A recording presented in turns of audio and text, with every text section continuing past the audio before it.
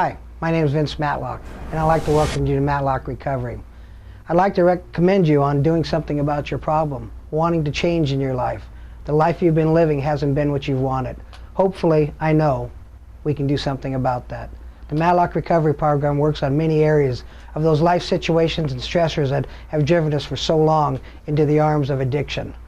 So here we go. This is called the foundation. I need you to understand right away that drugs and alcohol are just a symptom of the problem.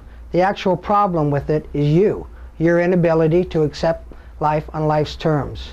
So once we accept that drugs and alcohol are not the problem, we are able to do some other things about that. And immediately what that is, right away we need to get down here and get into some behavior change.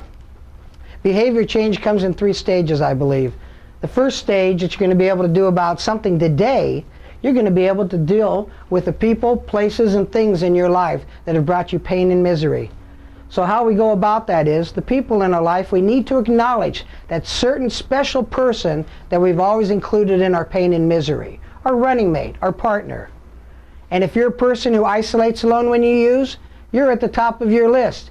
You need not hang around you. You must not hang around you. And how you go about that is, you either go into a 12-step program, or you do something else in like smart recovery. Maybe your church, whatever works for you.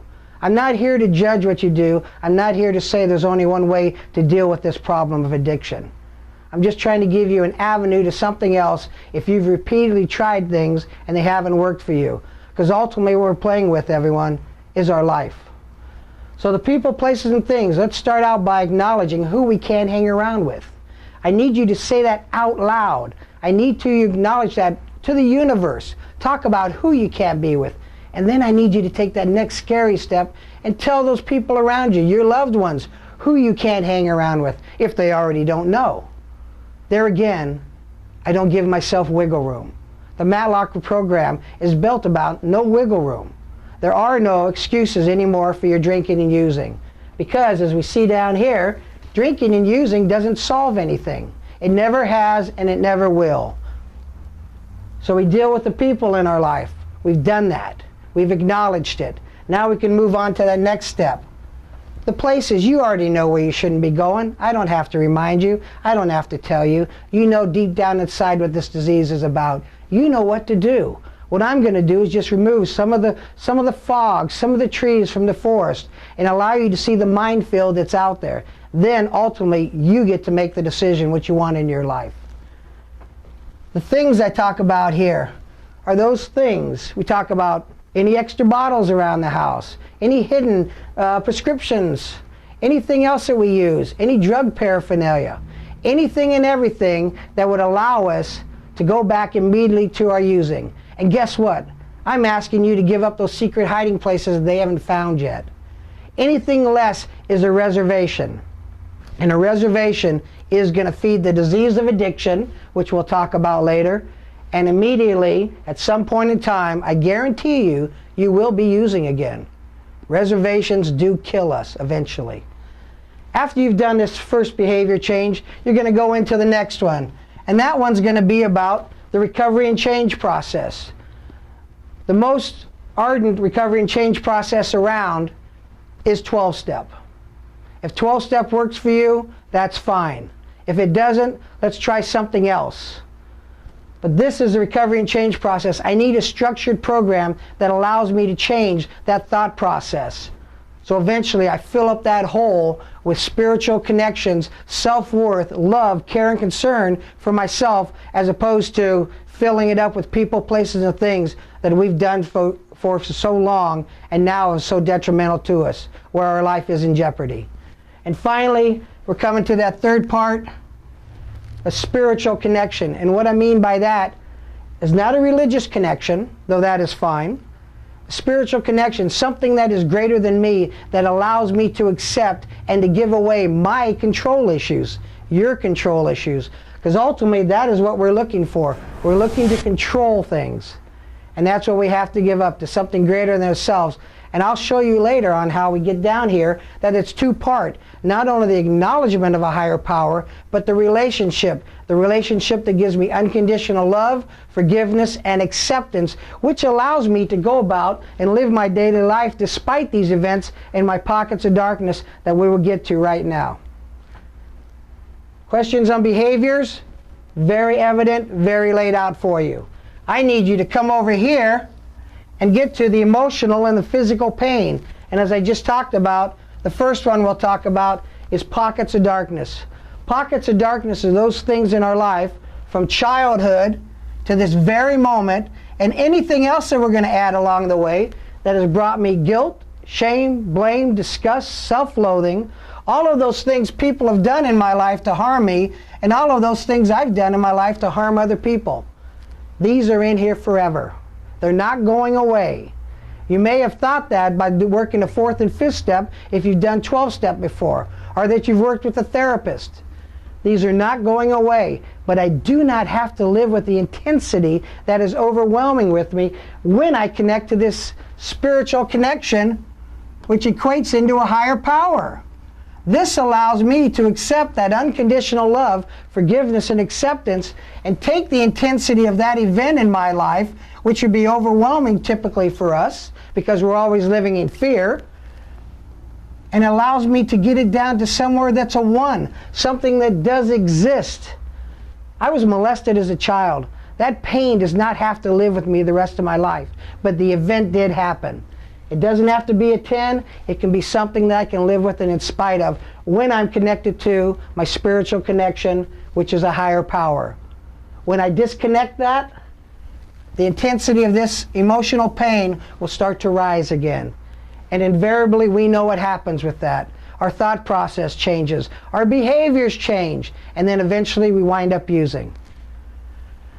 2 things that make us different from those that can drink or use successfully. Because for us, it's right here. We don't use no matter what. 1 and foremost is that our biology is different than those people. We do not ever get the luxury of putting a substance in our body. For us, it's punishment. Anything outside of I don't drink or use no matter what will eventually lead us back to, yes, you're right, disease of addiction, which is also dead on arrival. 2 things that make us different. 1, the biology. 2, the disease of addiction. That is what we suffer from, not from a specific substance.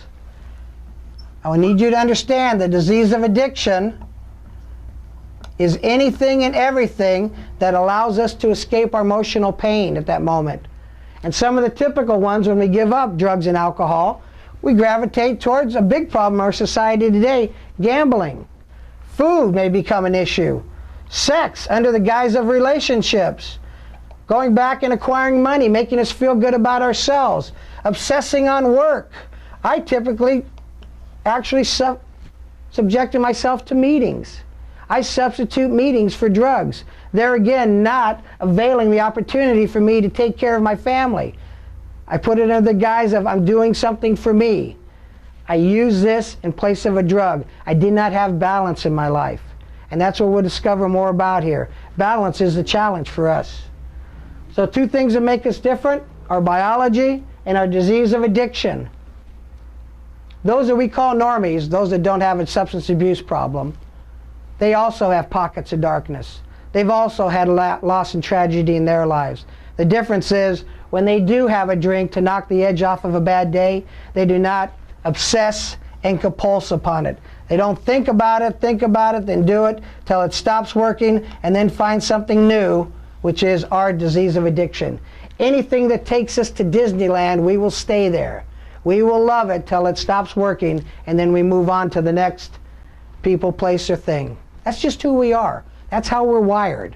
But we have an opportunity to do something about it. And hopefully this will start you on the journey to that. So we understand we suffer actually from the disease of addiction. We have a pockets of darkness. The normies have that also. But our biology is different, and they don't have that little teeny voice inside that you're going to know what I'm talking about if you suffer from the disease of addiction, when how you have all these loved ones and caring people around you, you've done all these successful things, and this little voice says, you're not good enough. You're never going to be good enough. How could they love you? If they really knew how you felt inside, they would run. So you need to be quiet. You can't talk about how you feel because they wouldn't understand. Then they would leave you too. But all the while, you don't believe that you deserve them in your life anyway. And you've proven that. You've proven that by the actions and the behaviors that you've done that have placed your life and others in jeopardy.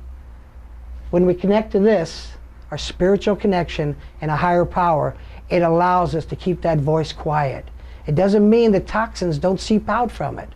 But we have other tools that we can do to alleviate those behaviors ever coming back that are detrimental to us and eventually lead us to our death.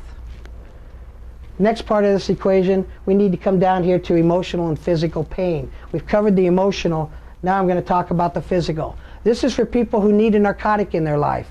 And once again, the whole program of recovery is based upon truth.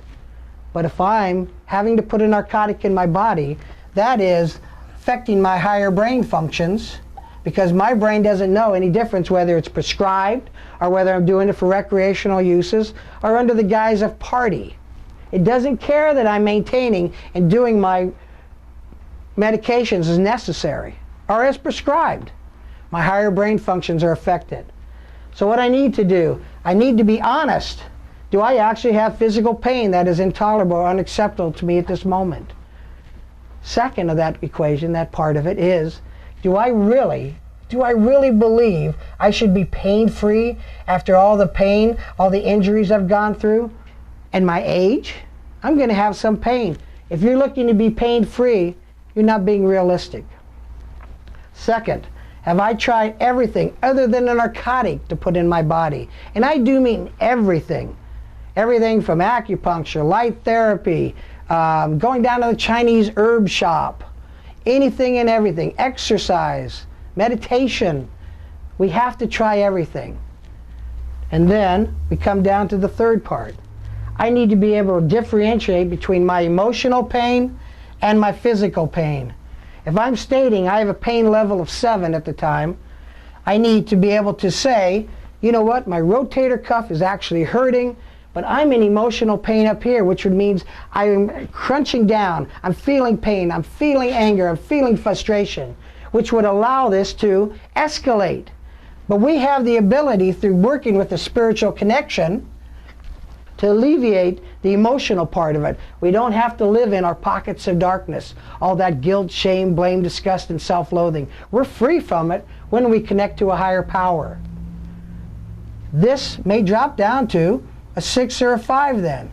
And maybe that is at a number, a pain level, which is acceptable or at least tolerable for us, or something else other than narcotic would work.